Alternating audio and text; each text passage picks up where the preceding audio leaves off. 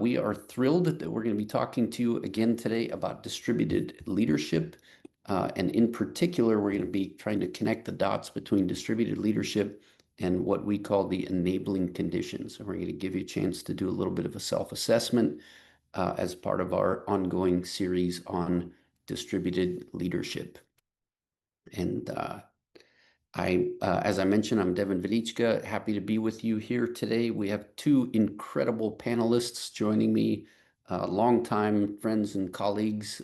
First, I'd like to introduce Chad Maybury, who's the Assistant Superintendent from Laguna Beach Unified School District. Good morning, Chad. How are you doing?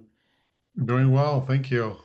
Yeah, thanks for being here. And also with me is Superintendent from Escondido Union School District, Luis Ibarra. Good morning, Luis. How you doing? Good morning. Thank you for having me. I'm doing great. Thanks. Great. We are in for a treat today because we're going to be digging into distributed leadership and making connections to the enabling conditions with these two incredible leaders. And I'm also pleased to be joined by my colleague, Brittany Griffin from Learner Centered Collaborative.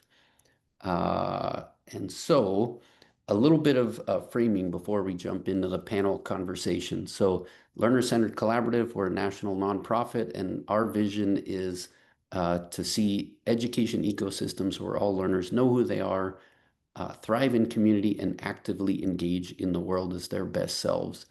And as we talk today about distributed leadership and connections with enabling conditions, it's important for us to hold in mind that what we're talking about has a profound impact on the lives of many, many young learners. And we use the term learner-centered education because we think all of us are learners, adults included. And so hopefully in the course of our own journey, we will also help to know who we are, thrive in community, and actively engage in the world as our best selves so that we can be good models for young people.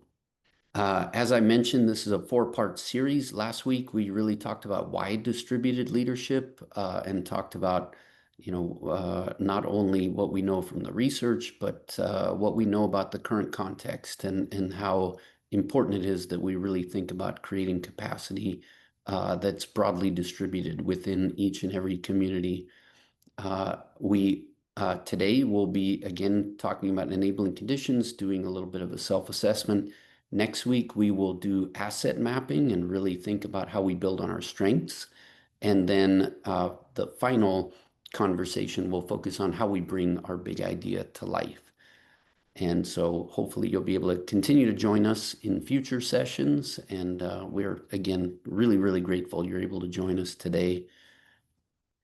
So practically, the outcomes that you can expect from this experience is to go through this self-assessment, to create an asset map of your leadership contributors, and a plan to activate on that distributed leadership network. And in terms of your feeling, how we hope the experience will feel for you, we want you to feel like you're connected and a part of the community. We want you to be contributing, and we want you to feel like your questions and ideas are valued, so that you can continue to develop as a trusted leader and feel more prepared to trust others to also be leaders.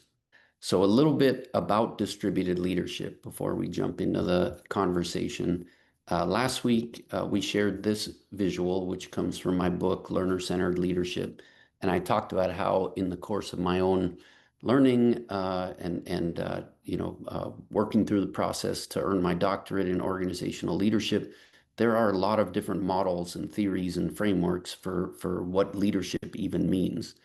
And I was able to synthesize it into really the intersection between purpose, participation, and feedback, which means that you have a shared vision with broad engagement that through the course of moving towards that shared purpose, you're using feedback to build a sense of individual and collective efficacy, which really helps to create real change.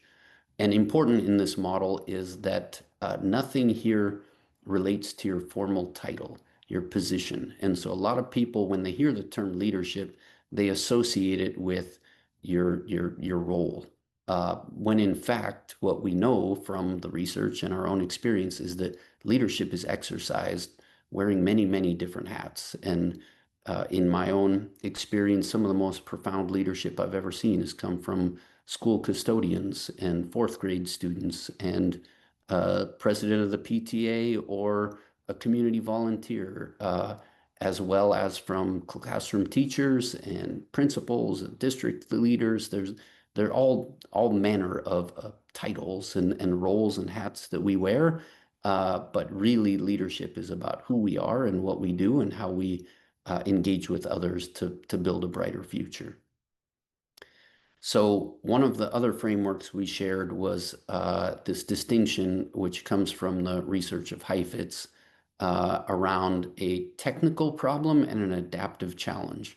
And Heifetz articulates that technical problems are easy to identify. They've been solved before. You can bring in the experts. People are generally receptive to those resolutions. You know, that's a different type of problem to be solved than an adaptive challenge. And an adaptive challenge, like how do you redesign a school or how do you redesign a school system, is very difficult. And it requires many different changes, first order, second order, third order changes that really are challenging. And the people who have the problem need to be engaged in that problem-solving process. They need to be active participants in the co-design, co-construction of those solutions. And unlike a technical problem, people sometimes resist seeing or acknowledging these adaptive challenges, and they take time to resolve. They take experiments and iterations. And so when you're a leader, a technical problem can be resolved by focusing on process because the solution is known, the resolution is known, and so helping people to follow a repeatable process will get you to that outcome. But when you're talking about an adaptive challenge, the leader wants to focus on the outcomes and help engage people in the participative co-design process. And last week we talked about the importance of diagnosing. What are we really dealing with here? Are we dealing with a technical problem that can be solved by experts and focusing on process? Or are we dealing with an adaptive challenge that requires us to come together and create something new and different? In the world where we have more and more of these adaptive challenges, like how do we address changes with AI? How do we address changes in our environment? How do we address a rapidly evolving landscape? We also need to think differently about the systems and structures that we use to organize ourselves. And so we shared this framework from John Kotter, is this dual operating system model. And what I like about Kotter's model is that he says the hierarchy that we have used for a century plus in kind of the factory model of organizational design still has a role. And I think particularly in public school systems, having approval processes and having ways of ordering the work that we do is really important. And so we want to maintain that hierarchy, and we want to create this dual operating system, which is this voluntary network, which exercises the agency and the active energy of participants that are in our community. We tackle those adaptive challenges together. And in that agile network, we kind of set aside the hats that we wear in the formal hierarchy, and we are all co-learners, co-designers, co-creators together. Importantly, these two things need to be connected. So we need to be sharing what we're learning in the network model with the hierarchy and vice versa. And that helps us to really balance order and emergent learnings and grow faster together. And this is, again, a different leadership structure, because if you are at the top of the formal hierarchy and you move into these networks, you set aside that formal authority and you move into that co-construction, co-design role. And that is an important thing to be doing. All of this for us comes together in our learner-centered ecosystem framework. And this simple visual really hopefully captures how important alignment and clear articulation of the whole learner outcomes we're trying to achieve as a community are, with a clearly identified learning model, clear elements of school design, and enabling conditions and culture which are supporting the school design and learning experiences to get to those desired outcomes. And of course, culture permeates everything that we do. So real quickly, when we talk about whole learner outcomes, these are just some examples, one of which comes from Laguna Beach, and we have Chad here who was involved in the creation and construction of the Laguna Beach learner portrait. And we also have Escondido there, and Luis, as superintendent, was leading and was also involved in the creation and construction of the Escondido learner portrait. And so these whole learner outcomes really reflect the knowledge, skills, and mindsets that are critical for learners to thrive in life, work, and citizenship. And we'll talk more about the importance of really being clear about outcomes as we think about the other elements of our ecosystem. But from the outcomes, learning model, we have a learner-centered educator at the center. Community is, of course, very, very important. We're social learners. And what we have seen is that organizing learning experiences that are competency-based, personalized, and authentic in that learner-centered community are really important to drive to those whole learner outcomes that we just mentioned. And we're doing an entirely separate webinar series on school design, so I'll be very quick on this, but school design is also a really important consideration. And last week in the school design webinar series, we had one of the principals from Escondido Union talking about how she and her community used this framework to launch an innovative and very impactful micro school. But school design in a learner-centered framework includes at the center a very clear focus or clear identity. And then there are these elements such as small learning communities, real-world learning, performance assessment, teacher collaboration, and distributed leadership that are important to shift the school conditions to create different learning experiences. And then zooming out, the focus of today's conversation is really on enabling conditions.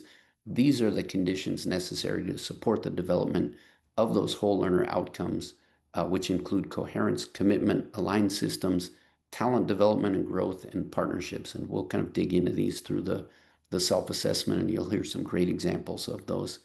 And then lastly, that outer ring, but it, as I said, permeates everything that we do, culture, which is what are the beliefs and interactions that energize individuals and teams to contribute to a thriving community. And mindset is really critical. There is a paradigm shift when you embrace a learner-centered mindset. Relational trust, which was the focus of my dissertation, is a critical foundation for meaningful learning and growth and development and change. And collective efficacy is what arises as you go through the journey and you build that sense of confidence that you can make changes that are extremely impactful. So from there, I think this is maybe the last visual that we're going to share.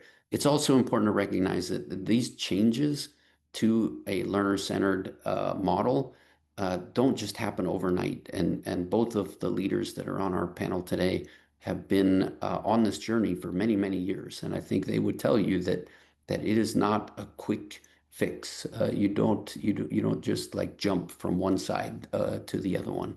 It is a process. It is a journey. And what I love about this visual is that as you engage in the journey, holding firm on what you're trying to achieve, the vision, the mission, the values, your learner portrait, your expression of the learning model, the goals, which then influence these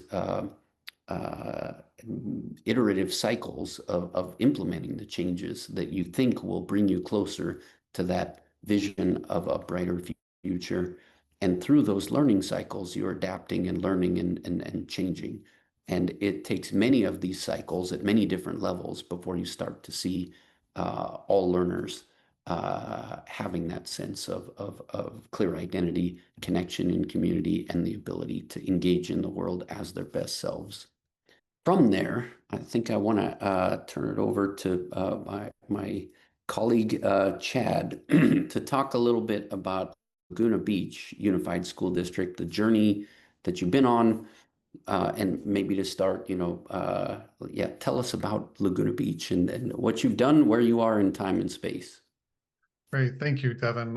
Yes, I'm Chad Mabry. I'm the assistant superintendent for instruction in Laguna Beach Unified, which is in Southern California. I've been in this role for about 4 years now, and we are a small coastal district. There are about 2,500 students. We have 4 schools: a middle, a high school, and 2 elementaries. And the community is really centered around 3 different areas that permeate everywhere and have been for decades, which is the environment, the arts, as well as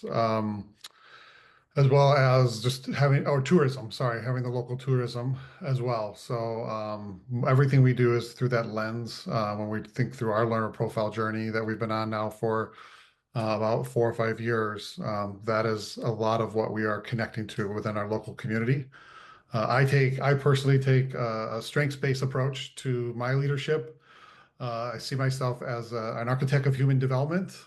So I'm committed to those conditions that Devin was referencing, and how do we help empower students to lead and innovate and become the best versions of themselves, not just in the local community, but in the global community as well. And so we get the opportunity to, or I get the opportunity to serve this local community and help these students grow and develop into to future citizens. Mhm. Wonderful. Thank you for that framing, and we'll jump into the plan in a moment, but let me actually go to Luis quickly. And Luis, would you mind just kind of reintroducing yourself and tell us a little bit about the Escondido community that you have the privilege to serve? All right, I'm Luis Ibarra, superintendent. I have been with the district. This is my 12th year with the district. We are located in north of San Diego in a city called Escondido. And I've got 14,000 students, 23 schools. We're a K-8, so it's 5 of them are middle schools and the 16 are elementary. Um, I've been here for this has been a long journey. And the socioeconomic level is we have, I would say 80% of our students are either free and reduced lunch, English learner, and or our foster youth. We've got about 50% of our student population are English learners. So we've got a very diverse community. And of course, with it comes a lot of challenges in academic achievement. So that's kind of the community I serve, and I've had I'm trying to count them, but since I've been here for 11 years, I probably had about 12 board members. So Wow. I have one existing board member that hired me. So every cycle we rotate in 1 or 2 board members through us. So having continuity at the top has really been a focus of mine to try to have a strong board culture so that we don't keep changing things year in after every cycle. Yeah, wonderful. Wonderful. And so each of you have been in your communities for a number of years. You're deeply embedded and you've been involved in going through what I would call a very deep change process, a transition into more of a learner-centered model. And so I'll start with Chad. Maybe tell us a little bit about how you've leveraged distributed leadership on that journey to more of a learner-centered experience for each of your young people. Thank you. Yes, so the slide that is shared on the screen now gives you a little bit of an overview of our journey in a different way. And the reason we use this and continue to update it year to year is it does share our story around how we've leveraged distributed leadership as well as a few other components. And I will say from the lens of kind of intentionally going into distributive leadership, there's really a couple areas. One, we wanted to decentralize decision making, and we also want to decentralize professional learning. And so When we started on this journey in California, the districts do what they call an LCAP, an acronym that I won't get into because I'm sure you'll forget it once you're done with the webinar, but it's essentially a 3-year district plan. And so we utilized that as a lever point around this conversation coming out of the pandemic, to really think about what was most important for our students. So we took a series of strategic actions and very intentionally try to find ways to build this work, move this work forward, not just from the lens of the educator, but the lens of the students and the parents. So our development of our learner profile was very much in a multi-year design thinking approach. And what you can see in this visual that I wanted to point out is we broke it down into 4 different categories. So there's a research component where we're trying to see what's most current for students, their needs. But there's also this, in orange, you see there, creating coherence. So really trying, what that means to us is seeing what this looks like at all levels of our system. So having elementary teachers working on stuff, having middle school, high school teachers working on different components, and working with those parents and communities. And then the green, which you probably see the most of, especially in those first couple of years, was around intentionally building capacity of this work, coming out of decades and decades of a very traditional system. There was a lot of capacity that we had to do in a couple different ways. And then the yellow is our design and innovation, where we're really trying to think forward a little bit more around the learner experiences. And the way we kind of got at a lot of the capacity as well as the innovating was developing pathways for teachers and administrators. So we had 3 different ones that you can see throughout there. One was just what we call learner-centered leadership, and that was kind of who's interested in this work. We have an impetus. We have 3. One of the advantages of having a 3-year district plan is we had time. We had to create this work and get it going, but we also weren't in a hurry. This wasn't something that had to be done in a year. So we created a learner-centered leadership pathway, which included parents and students and all kinds of stakeholders, with student voice being at the center of it and being the strongest input.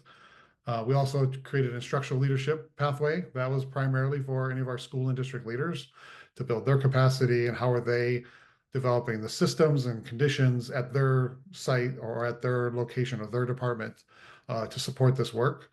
And then one of our most impactful ones is our instructional design teams. And that was filled mainly with site leaders, anywhere from teachers to teachers on special assignments, to counselors, to psychologists. Each school had about 5 to 8 people on that, and we would come together multiple times throughout the year around the lens of not only just building their capacity as a leader, but also creating student experiences or programs or projects that would move this work forward on a very organic level. And so you might have elementary working on something different than middle school, but they're coming back together to share their ideas and get more input to make it better. And so those were really the piece that's kind of kept it going. So when we actually announced our official learner profile, it was already pretty organically developed from the students and the staff. There wasn't really any big surprise to any of it. People had lots of chances for opportunity. It had been tweaked and adjusted and iterated, so that it really was already off and running on our journey at that point. And so it continues to evolve. Our work now is much more around scaling it. And obviously, when you're doing scaling, you're going to want to have, in our lens, we want to have the site level doing some of that, but also bringing it forward for the whole district. And so there's a lot of back and forth between the school level and the district level when we're doing the distributed leadership. But it's through the lens of how do we scale this? This is looking really good. We're seeing great things over here. Kids are engaged and building out a structure around these new whole learner outcomes. And then what does that look like at the middle school level? So that's been our approach, is really digging into the pathways for people to engage in this, but also taking our time and just starting, not being in a rush, really being very iterative around that design thinking process, so that everybody could feel like their voice was heard, and also that it was valued. Love it. Love it. There's so much to appreciate about what you shared. The intentionality of the inclusive process, the engagement of students and elevating their hopes and dreams and aspirations as a focal point. But I also love how you talked about, a lot of these early things were voluntary, and that has permeated. I know it continues with your unit design process, but that sort of volunteerism that you talked about is part of that Cotter dual operating system model, and giving people the agency, and not they have the agency already, but recognizing their agency and leaning into that creative potential that's there. I think has led to some really fantastic outcomes for Laguna Beach, and so I think there's a lot to celebrate there. And I know, Luis, you also took a very inclusive approach, a very strategic, deliberate approach. But tell us a little bit about the journey in Escondido, and how distributed leadership has played a part in that process. All right. My background, I came from the human resources side of the house, so I already had, and my dissertation was on school cultures and putting together. So I've always been, that's kind of been in my leadership tool belt there. So when I came into this district as superintendent, I was in 2014. I quickly was greeted with, I think, second day on the job, I had two grievances on my desk, and um, quickly looked at this and was like, call the union president, of course, and really was like, what is this? Can you give me a little more context?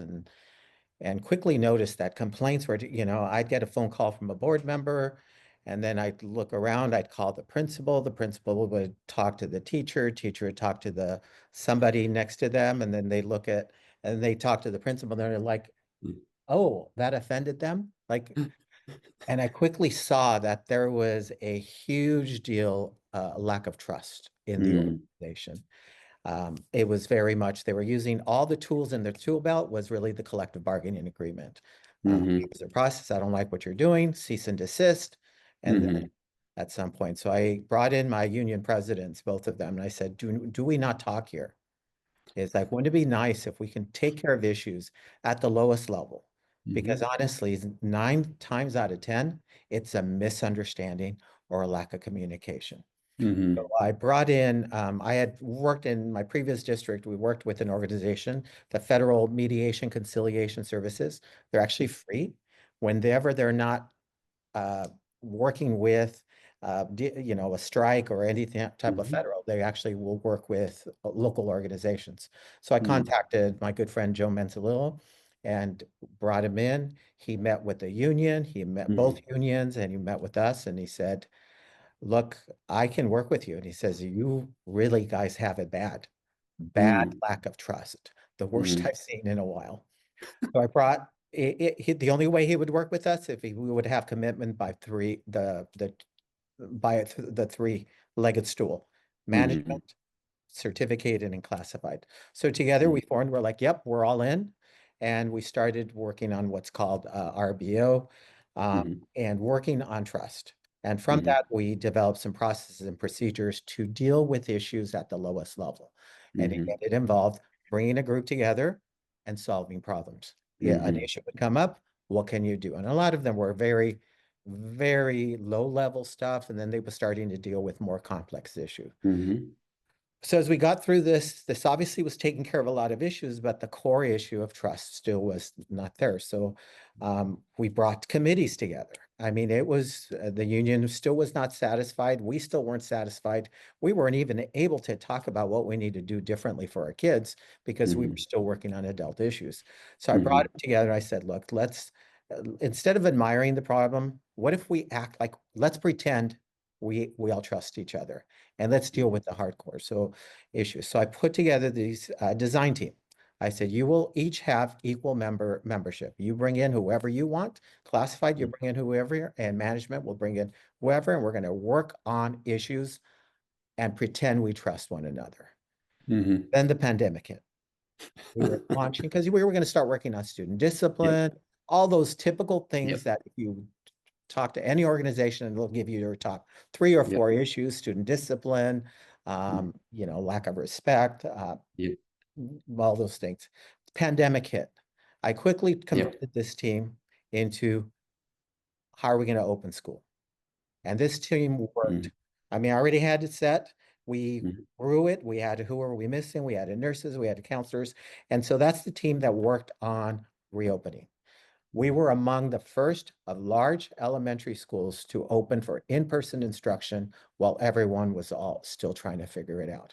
And we did so safely, we did so collaboratively, and we got not one grievance throughout the pandemic because we worked lockstep. We would work together. I would bring in the union presidents. Okay, you're part of this co-design, co-construction.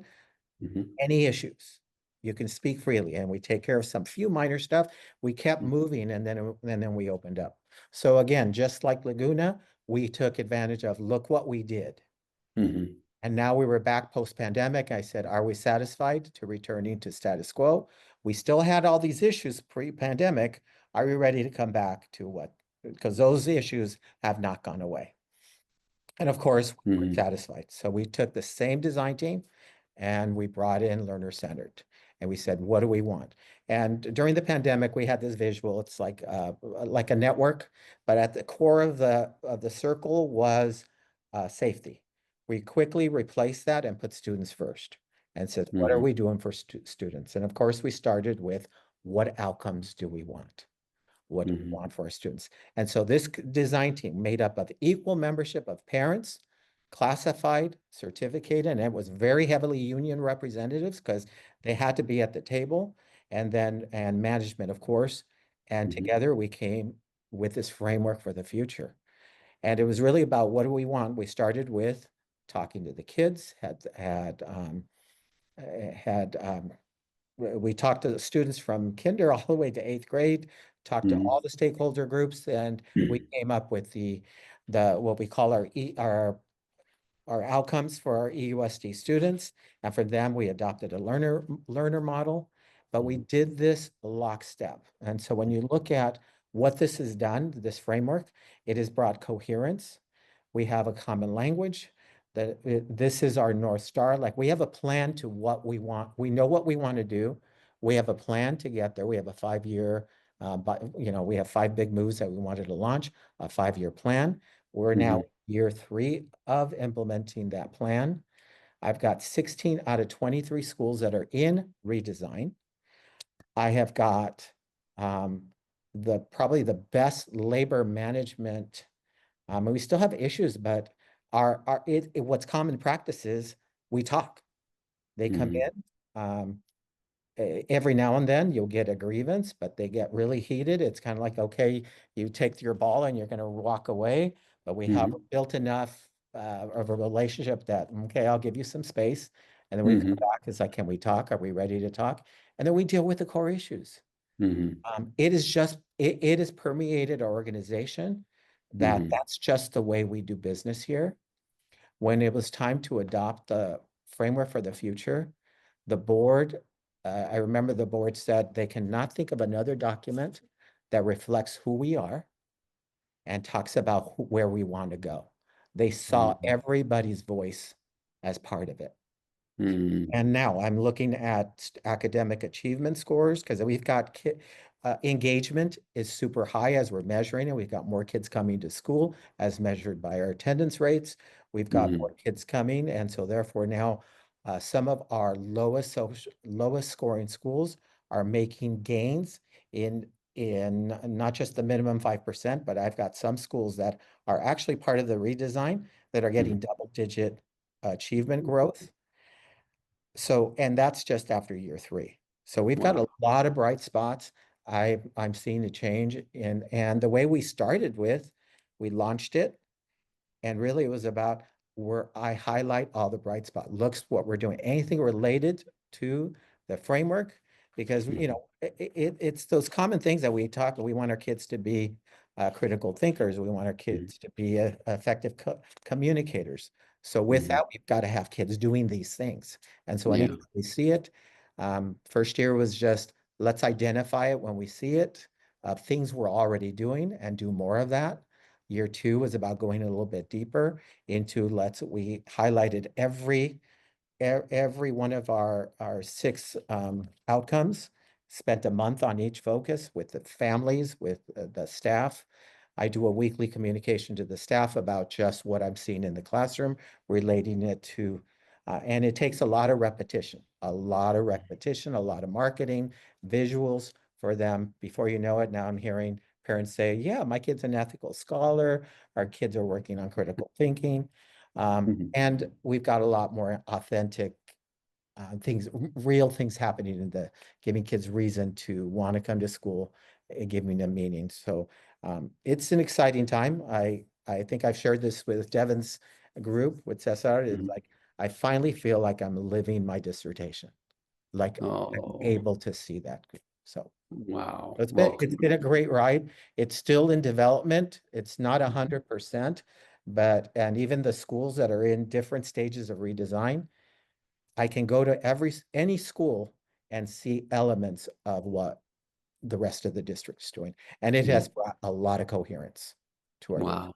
So Well, congratulations on all of that success. And your leadership has obviously been instrumental in all of that. And there are so many connections back to our ecosystem model that I could make with what you shared, relational trust.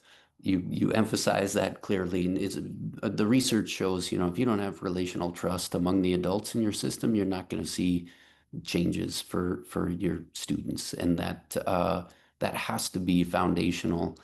And you talked about how through your collaborative processes, you had some wins, and that helped to generate this sense of collective efficacy that you actually could do things together. And each win built confidence for you to be able to tackle the next challenge. And it's not like they're easy, but you had the relational trust and the sense of collective efficacy to lean into those challenges. And then through the design process that you put together, you were able to help bring people through a series of experiences to really cultivate a learner-centered mindset and to shift away from kind of that adult-centric, school-centric, institutional model into something that's much more humanistic and human-centered. And I also love how you were talking about communication, parents, and so a lot of connections, and you're saying that the outcomes are worthy of a lot of celebration.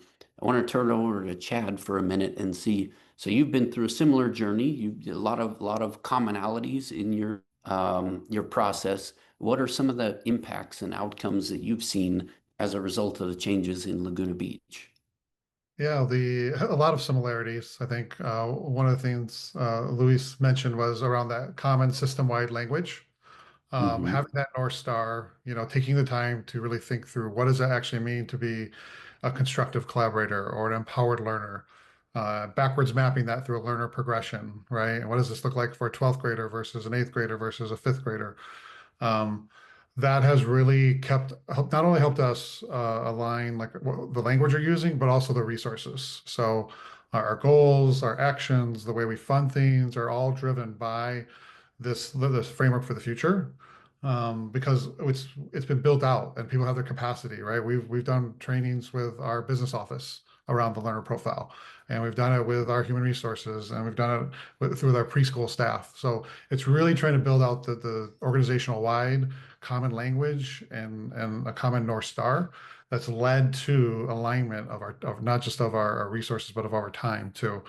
Um, and then I would say the second one we see is really an increase in, and he mentioned this as well, was authentic and work-based learning experiences aligned to these. And so um, we try the purpose is clear with the learner profile and that kind of decentralized decision making. So we give teachers and principals a lot of autonomy to reach these goals and develop processes and projects to work towards it.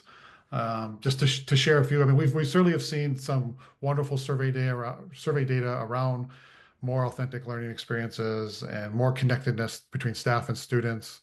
But Hmm. like some of my favorites are like this past fall we had a ceramics teacher that was partnering with a primary elementary teacher, where around Halloween they drew a monster. That monster then was given to the high school ceramics teacher. They created a 3D model of that monster and took it back to the kids, right? And had this experience with the kids. We've also had our ninth grade English honors class was working on iambic pentameter. Not the most exciting Hmm. subject, in my opinion, at least, maybe to some, but they wrote a story, and then they published that story to read to our kindergartners. And we set that up to take a field trip to bring the big kids to our elementary school. We've also had some around electric cars and math classes and trying to figure out when's it better and more sustainable to have an electric car versus a gas car. We did a tiny home project with our intervention classes. So you're going into intervention to work on what traditionally has been more around foundational math or reading skills, but actually utilizing that time and create a space to apply it. So you're building a more conceptual understanding and not just the rote memorization that sometimes lends itself, but really giving staff that space to be creative, to make their own decisions, has really exploded the amount of authentic and work-based learning experiences at all levels, elementary, middle, and high school. And so a lot of creativity is continuing to happen each year. That's our primary means of training teachers, is through that lens of like, how do you find these creative spaces within the parameters we have, whether that, whatever their grade level standards or subject area standards are, but giving them the space to be creative. And we support them with that with our instructional coaches and our staff. So we're all in alignment around the work that they're doing in the classroom. Yeah, love that. It's exciting to hear about all these great outcomes and exciting learning experiences for students. Can I ask you, Chad, to talk a little bit more? One of the enabling conditions is around talent development and growth. How do we grow our adults in the system? And you and the team from Laguna Beach have implemented some really great professional learning experiences that align with these learner-centered principles. Can you just talk a couple of the things that you're doing that are really cultivating that sense of talent development and growth? Yeah. Well, our primary vehicle for implementing the learner profile and while doing professional learning for staff is what we call unit redesign. We bring teachers together for a couple of days. Not a new thing, but we have reallocated resources that traditionally went to consultants that we would bring in to do some specific training on a structural strategy or a math adoption or whatever it is. We've taken those funds and now we're paying our teachers to redesign their units. So they come in there and we bring all of our instructional staff in there, coaches, coordinators, myself. I'm often facilitating. Our chief technology officer is facilitating. And we focus in around building out an essential question along with a aligned competency-based assessment. And then we give them that space and support to kind of make what we call the magic that happens in between, right? The day-to-day lessons, the projects, the engaging experiences for students. But we're there right side by side, shoulder by shoulder. So to help them develop those creative and really authentic learning experiences. We have a wide variety of tackling in other ways. Like we do on your own learning experiences where we have teachers push into maybe a podcast or a webinar that we created, or sometimes lately we've been having teachers create training for teachers. And so they'll push in and then reflect on that together with other staff. We've done what we call lunch and learns, where we'll pay them to have lunch with us. So we get them for 20 minutes. The on your own learning is that we'll pay them to drive to work, or we'll pay them to do the laundry because they're doing some independent learning and then they're checking back in with us reflecting around their learning. So really our ultimate goal is for teachers to take even a larger role around their own learning and developing their own types of experiences. So we've really been trying to dip into that more and more to build their capacity to not just facilitate for us, but to facilitate for each other. Because we want those same learning experiences, right? If we want students to have choice, then we need to give our professionals that same choice. Yeah. I feel like you just hit the nail on the head right there, which, I wrote this years ago, our principles of agency, which is if you want your learners to have choice, your classroom need to have choice. And that means your principals need to have choice and your district leaders need to have choice. And it has to be, it only works if you have integrity across your system, that sense of coherence and alignment. And it's so exciting to see the way that so many educators in Laguna Beach have leaned into those opportunities, and they've created just some incredible experiences for students, and I'm sure they've learned themselves through that journey. And Luis, one of the things you talked about was the importance of uh, like consistent communication. And you talked about how you had aligned certain themes. And when we think about the enabling condition of commitment, which we define as collective dedication to bringing a shared vision to life through consistent action, communication, ownership, and follow through, transparent communication is one of the real keys to that enabling condition of commitment. Can you just a little bit more about some of the communication strategies you put in place in terms of visuals and videos and all of the different ways that you've been trying to tell the story of the journey to actualize the outcomes that are most important for your community? So it was important that I set the tone for the entire organization. So when we launched this 3 years ago, I had an all meeting with everybody, and I brought in and showcased different examples, brought up teachers and talked to them about so that teachers could see their colleagues and me highlighting what they're doing with them to show them examples. When we talk about, effective communicators, here's an example. When we talk about creative problem solvers, and then I bring in a panel of teachers and they talk about it. But I remember I ended the first kickoff with this simple statement that just came to me towards the end, and it resonated with everyone. And I said, you now have permission. You all have permission to be creative. And it was like everyone just burst out clapping. Like, oh my gosh, this is what we've been waiting for. And I'm like it was the best thing since sliced of bread. Yeah. And it was really about just giving them permission. This last year, we started the kickoff. I did a video of our journey Hmm. to the framework, the development, and actually worked with a videographer that highlighted each component of the profile and showed examples of Hmm. throughout the district, made sure every school is represented.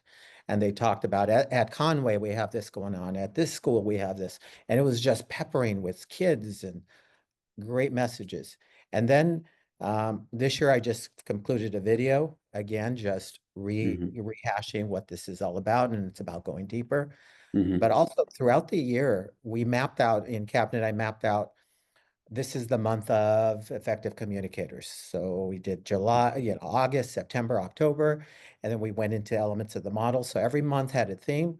And so I shared that with the principals. Everything you send out, you highlight this. Let's Hmm. all create this buzz around effective communicators, critical thinking, and Hmm. even what authentic experiences are, and highlight those. At this Hmm. school, Mrs. So-and-so is doing this. I do a communication to every week to our teachers and staff and our Hmm. families. So the Hmm. families are getting it, the teachers are getting double dose. Every time I go to a site, I'm capturing, okay, I'm looking for examples of critical thinking. So I'm capturing it and I'm just doing shout outs in my Hmm. communication. Hmm. So I think Yeah. we've been able to permeate the system, and much of that is going to happen. Again, just that repetition. Um, Hmm. and I think it really, when I came out with the vision to actualize the unlimited potential of every learner, I remember it took 2 to 3 years before I started hearing it permeate. So it takes 2 to 3 years for things to really catch on, Hmm. especially when you're talking about, 23 schools. Yeah. So it Yeah. takes commitment and it takes people buying in. And the hook is use their colleagues and use their kids. I Yeah. think we're just highlighting the great things that they're doing.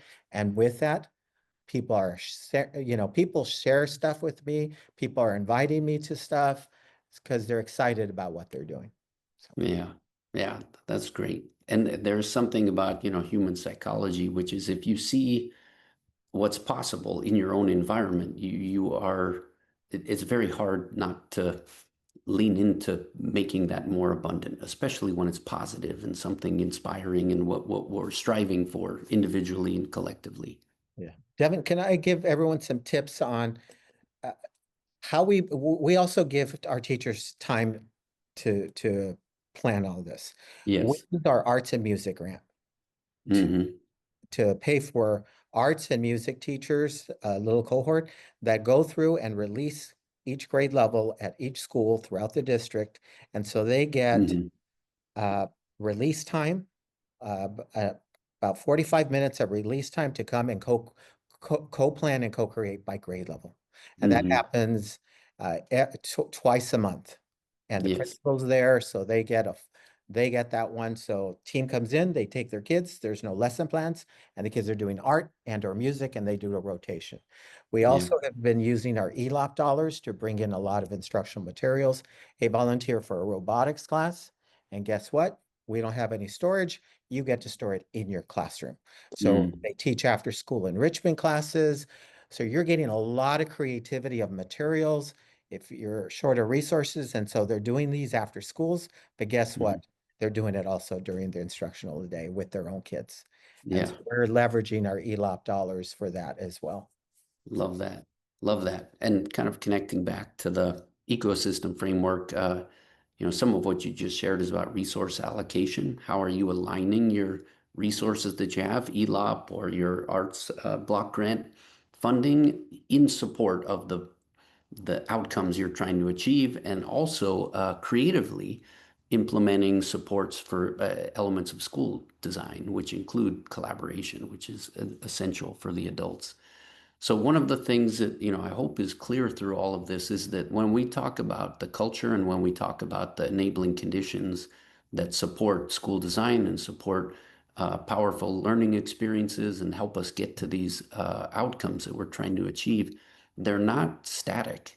They can change. And so Luis's example of the level of a relational trust among some of the adults is a great illustration of how we can influence these elements of culture and these elements of the enabling conditions. And when Chad was talking about different things that they're doing for talent development and how that's now reinforcing these really inspiring, authentic learning experiences, those are things that they were able to influence individually and collectively through this process of distributed leadership.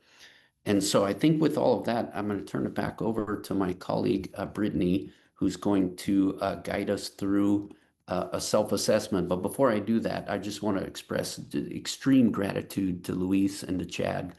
Both of you have been walking the walk, centered leaders for many, many years.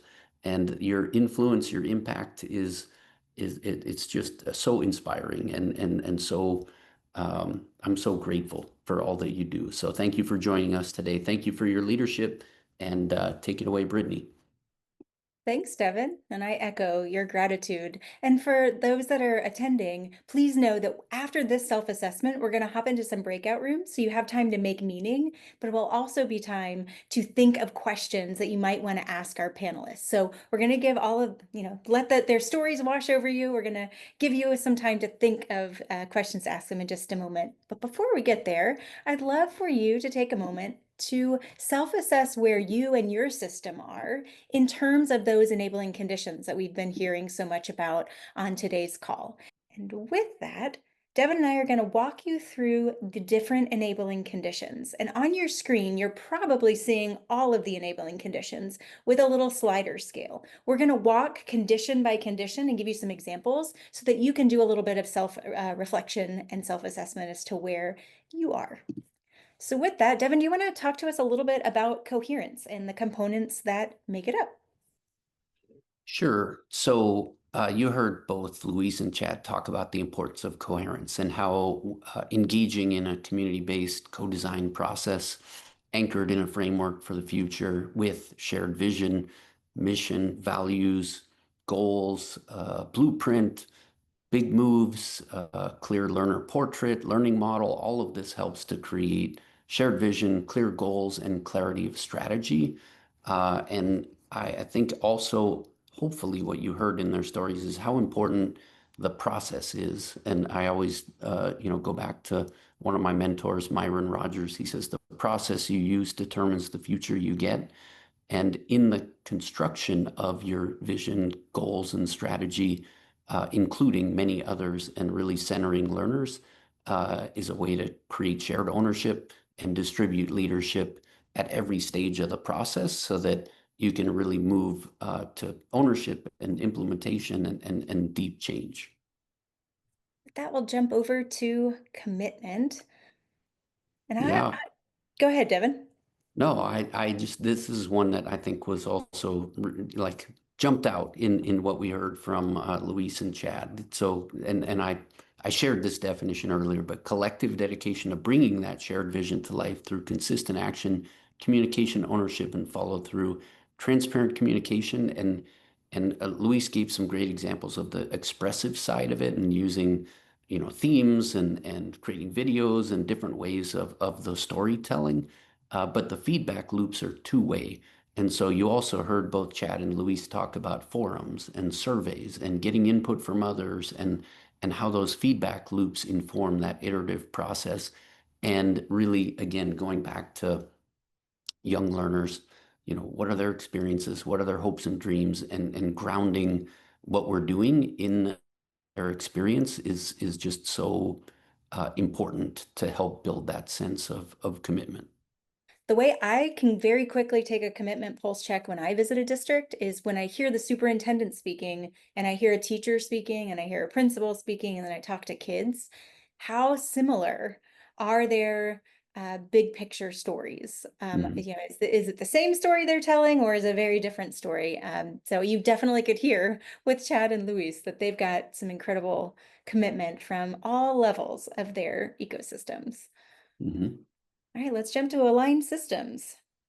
Yeah, this is another one that I think we heard some great examples of, how to use resources creatively, how to shift your policies. Both Escondido and Laguna Beach didn't talk too much about their digital infrastructure, but they have robust digital infrastructure that amplifies and creates a sense of connected and really like accelerates a lot of the systems and interactions that we've been talking about. And then of course measuring what matters and really thinking about how we know what is successful, how we use that information to make adjustments, to celebrate. Love how Luis talked several times about really amplifying the bright spots. And when we talk about measurement, it's not just about measuring, it's about what we do with that measurement. How do we learn from that? And we also heard Chad talking about they've identified some things that have been very impactful, and now they're moving towards scaling and having those clear measures is foundational in that process. Another one that we heard some great examples of, in terms of those cycles of learning. And I know both Laguna Beach and Escondido and many other systems are also thinking about how to reframe and revise their evaluation systems for certificated, classified employees, for leadership, how to align those with their framework for the future, and ensure that there is that sense of alignment and coherence, and creating the experiences for adults we want to see for young people. Katie Martin, co-founder, co-CEO, always talks about how educators create what we experience. And so these evaluation and feedback systems, as well as the cycles of learning, are opportunities for a model what we would like to see as adults, with the idea that that will have a outsized impact on young learners. And then hiring and induction, we didn't talk about too much today, but these are also really important components of talent growth and development, and the identity of the organization and the systems and processes that we have for hiring and induction have a big influence on our ability to sustain learner-centered experiences for young people. You want me to jump into this one, Britt? Yeah, let's do it. All right. So partnerships, this is another one that I think we heard some great examples of. Learning is facilitated and supported by a variety of partnerships to address barriers, to expand access and opportunities, beginning with us as adults and the partnerships that we have as leaders with our labor unions, with the professional staff that we have, but also with students and with families and community partners. And some of the examples that Chad gave around authentic learning are made possible because of really powerful community partnerships and family partnerships that the district and individuals within the community have been developing and cultivating and sustaining for many years. And so all of these networks are really important to important conditions to spread, scale, and sustain learner-centered experiences. Right. You want to round us out with the last one on culture? Yeah, culture. This is one I feel like was really emphasized today as well. Culture, it influences everything that we do, and it is the beliefs and interactions that energize individuals and teams to contribute to a thriving community. Luis in particular really talked about relational trust, and I mentioned in my reflection how I heard a lot about collective efficacy there. But in both of these communities, relational trust, collective efficacy are foundational, and they're creating experiences to really shift the paradigm into this learner-centered mind to transcend the kind of institutional views of the past and lean into what's possible when we embrace human-centered and learner-centered design and co-creation. All right, thank you, Paul. Wow, so it definitely looks like talent growth and development is an existing strength for this small group of those on the webinar. And coherence, yeah, coherence, partnerships, and let's see, talent development and growth seem to be some strengths, and aligned systems and culture seem to be the areas that folks are looking for maybe support or opportunities to really deepen and improve those conditions. This feels like a perfect time to encourage you, wherever you rated yourself on these scales, to, as we go into breakout rooms, dive in and look at the resources that feel most relevant to you. As with our framework, there's a lot of layers, there's a lot there, and we would rather than get the big picture, we want you to go to the resources that are very much targeted to what is relevant for you and your context. So in that spirit, I'm going to invite us to go to breakout rooms. And in this breakout room, there's no slide, there's nothing that you have to complete, but instead, I'll just give you some resources to look at and explore. So let me share my screen one more time and toggle us over to the discussion prompt. So I'd love for you to reflect on the enabling conditions using either the ecosystem white paper that is shared in the chat or using the enabling conditions resources on our website. Both will be linked in the chat in just a second. You and your breakout room can choose to look at both or just look at one, whatever feels best for you. And some suggested discussion topics, what's exciting, what's sparked, what are the opportunities for you to apply distributed leadership to affect these conditions? And very important, last but not least, is what additional questions might you want to ask our panelists as you dig into these enabling conditions to leverage their experience and expertise. So with that, I'm going to open up some breakout rooms.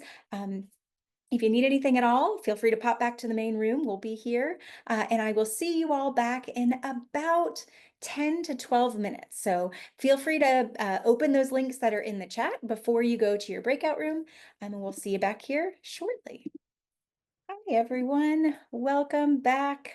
I hope that breakout room was a productive and exciting and energizing conversation that sparked new ideas, but also maybe some fun Q&A idea or question ideas for the Q&A with our panelists. So with that, I'm going to open it up. You can either put in the chat if you've got a question, or there is a Q&A feature in Zoom that you're more than welcome to use. If you'd prefer to speak out loud, you don't want to type your question in, feel free to just mention it in the chat, and I will click the magic button to give you speaking privileges on the webinar. So let us know.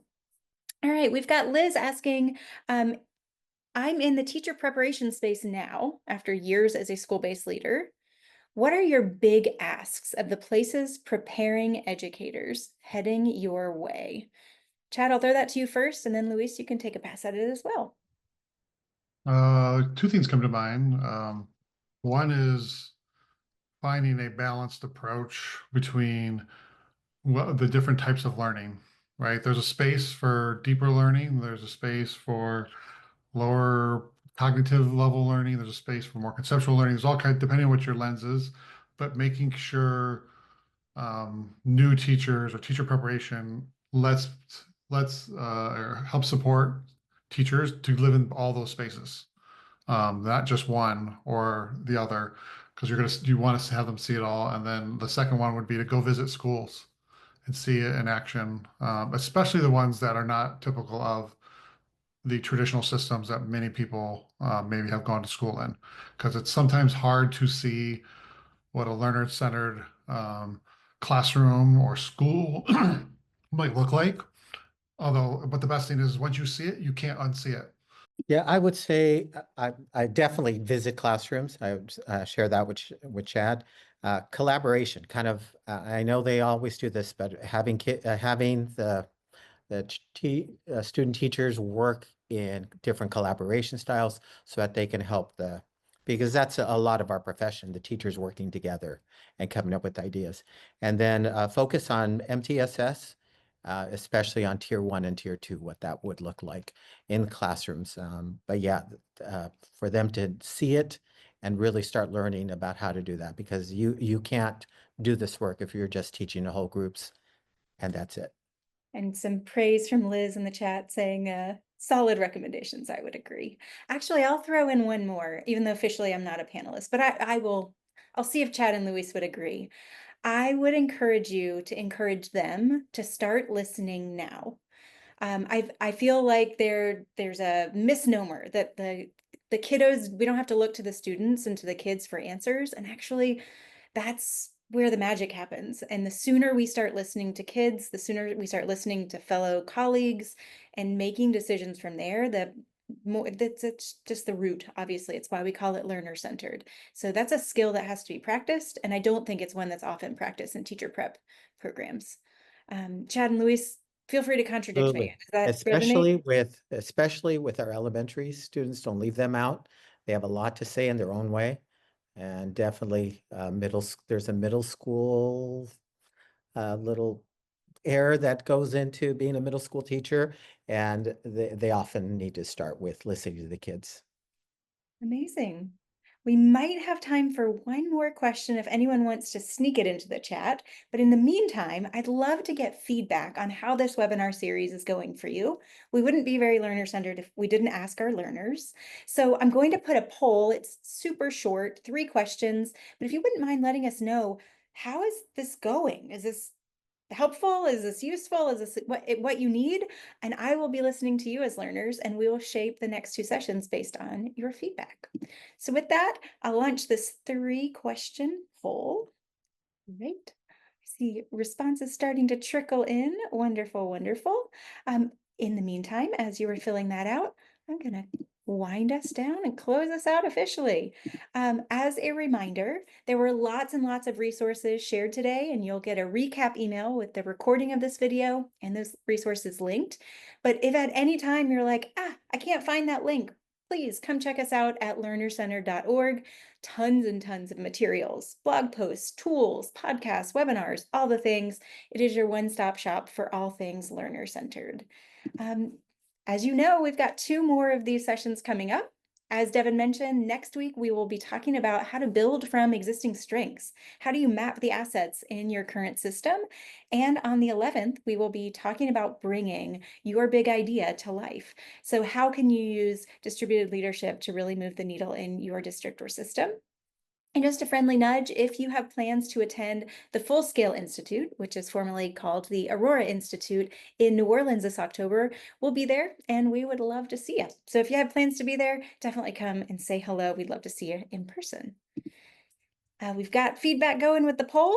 And so with that, I just want to thank everyone for joining today. And I cannot wait to see you all next week. A special shout out to Luis and Chad. Thank you all for your amazing stories today.